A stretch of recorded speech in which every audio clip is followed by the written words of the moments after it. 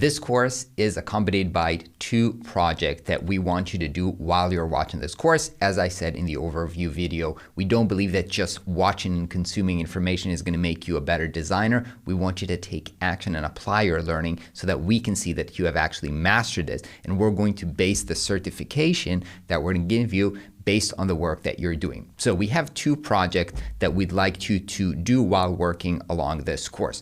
The first one is your personal brand identity.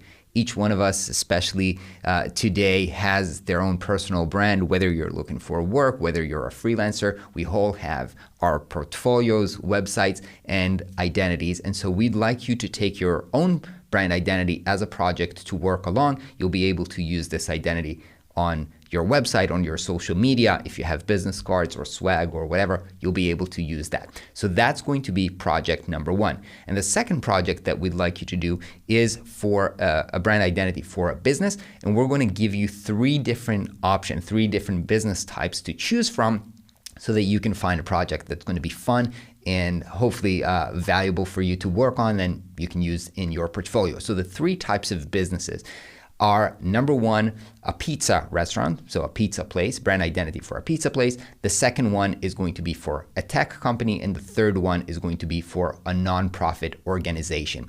We have created in the resources doc that is linked below a brief for each one of these businesses so that you can use it for the strategy and the other parts of the brand identity and you can work along with them.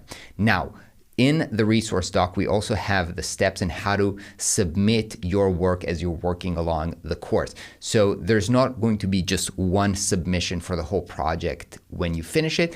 Each module will have its own homework and you'll be able to submit the project in parts as you're working along through the course.